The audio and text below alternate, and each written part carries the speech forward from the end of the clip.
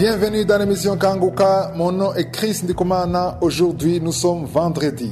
Une des choses pour lesquelles j'aime la parole de Dieu, à part qu'elle donne la paix du cœur, la première bonne chose en rapport avec la parole de Dieu, c'est que c'est un moyen que nous avons pour accéder à la vie éternelle. Beaucoup de personnes mettent leur énergie à chercher la vie d'ici bas, ici sur terre, mais nous devrions plutôt rechercher la vie éternelle. Elle est éternelle parce qu'elle n'a pas de fin. Je veux qu'on comprenne une chose. Les gens n'ont pas encore compris pourquoi Jésus est venu. Il est venu pour que ceux qui sont fatigués d'une vie pécheresse aient une vie éternelle. Jésus est venu porter le poids de nos péchés. Il est venu porter toute la malédiction. Tout ce qui pèse, il l'a déjà fait sur la croix. Voici une parole qui m'édifie beaucoup. Chaque fois que je la lis, c'est dans Matthieu 9, verset 12. Il est écrit, « Ce ne sont pas ceux qui se portent bien qui ont besoin de médecins, mais les malades. » Au verset 13, il continue en disant, « Allez et apprenez ce que signifie « Je prends plaisir à la miséricorde et non au sacrifice, car je ne suis pas venu appeler les justes, mais les pécheurs. » Cela veut dire qu'il est mort pour tout le monde. Tous sont pécheurs, sans exception aucune, sauf s'ils acceptent ce que Jésus a fait sur la croix, qu'ils viennent à lui et qu'ils l'acceptent comme leur Seigneur et leur Sauveur. J'aimerais vous dire, à vous tous qui êtes en train de m'écouter,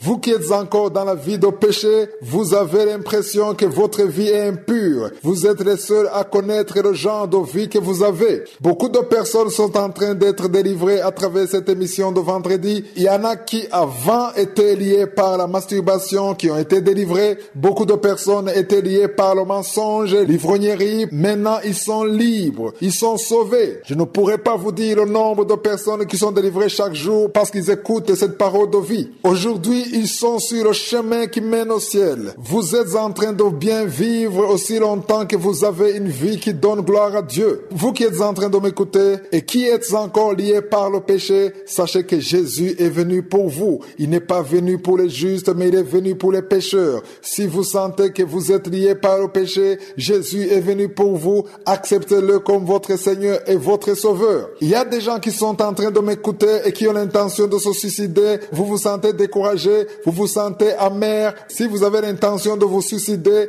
ne le faites pas parce que cela ne vous conduira qu'en enfer. Jésus vous dit de revenir. Il a un projet pour votre vie. Je ne vous connais pas, vous qui voulez mettre fin à votre vie, mais Jésus vous connaît. Il veut que vous veniez à lui. Revenez à lui. Il a pour vous une belle vie. Il a pour vous un bon avenir. C'est vrai que votre foyer ne va pas bien, tout va de travers à cause du péché, mais si vous venez à Jésus, il vous aidera et il tracera pour vous le chemin. Il y a beaucoup de choses qui ont été abîmées à cause du péché. Le péché ne cause que du désastre. Le péché tue. Le rôle de Satan, c'est de détruire. C'est son seul objectif. Mais Jésus est venu pour donner la vie et une vie abondante. Il vient pour vous délivrer. Il vient pour vous tenir la main. Je veux que vous cessiez de penser à la mort. Il y a des gens parmi ceux qui m'écoutent qui veulent mourir. Ils n'iraient pas jusqu'au suicide, mais ils souhaitent la mort. Il y en a d'autres qui veulent se suicider. J'aimerais vous dire que si vous êtes toujours en vie, c'est que Jésus a pour vous de bons projets. Il est venu pour vous. Il est venu pour ceux qui ont besoin d'un médecin.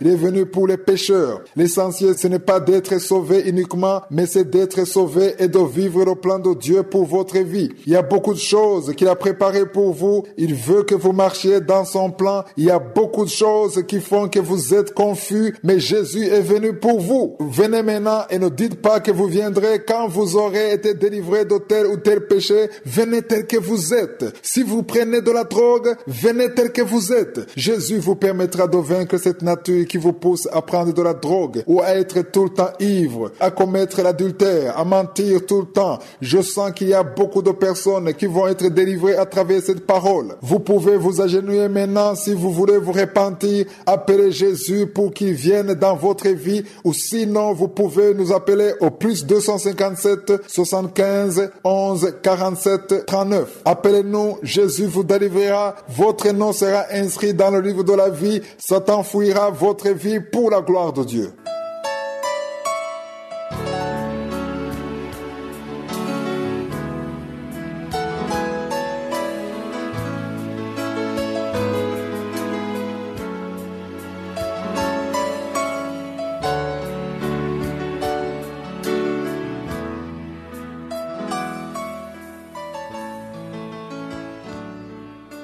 Nous continuons avec l'enseignement que nous avons commencé il y a un mois. C'était le 26 février. Si vous êtes nouveau à suivre cette émission, vous pouvez suivre les précédentes parties sur notre application. Allez sur menu, puis allez dans les archives. Vous n'aurez qu'à chercher l'enseignement que nous avons commencé le 26 février. Hier, nous avons lu au verset 13 du 4e chapitre du livre de la Genèse. Il est écrit, Caïn dit à l'Éternel, mon châtiment est trop grand pour être supporté. Hier, je vous ai dit qu'une personne sauvée, une personne réveillée qui craint Dieu devrait craindre le péché plus que les conséquences du péché. Il y a des gens qui craignent le péché d'adultère parce qu'ils craignent en réalité le jugement de Dieu. Je veux qu'on arrive à dépasser ce stade. Vous ne devez pas craindre le jugement de Dieu parce que s'il en est ainsi, tôt ou tard, vous tomberez dans le péché. Priez pour que Dieu vous permette de haïr le péché. Vous devez détester le péché au plus haut point. Vous devez arriver au point où vous dites comme l'apôtre Paul que tout ce qui était pour vous un gain est devenu une perte. Si avant vous étiez content de vivre dans l'adultère, si vous aimiez aller dans les boîtes de nuit, si vous aimiez vous enivrer, vous devriez cesser de le faire parce que vous ne voulez pas être séparés de Dieu. J'aimerais vous montrer 3 niveaux que vous devez atteindre. Le premier, c'est quand vous craignez le péché parce que vous craignez le jugement de Dieu. Beaucoup de personnes sont à ce niveau, mais vous devez arriver au 2e niveau où vous craignez le péché parce que vous ne voulez pas blesser le cœur de Dieu. Si vous arrivez à ce niveau, ça sera bien. Le 3e niveau est encore mieux. C'est quand vous haïssez le péché parce que vous avez eu la révélation que ce n'est pas bien de le faire. Il faut savoir que si Dieu vous a demandé de ne pas faire ceci ou cela, c'est parce que ce n'est pas bien pour vous. Je veux que vous compreniez que Dieu nous a interdit de commettre le péché dans notre propre intérêt. Si Dieu vous interdit la fornication ou l'adultère, c'est pour votre intérêt. Beaucoup ne le comprennent pas.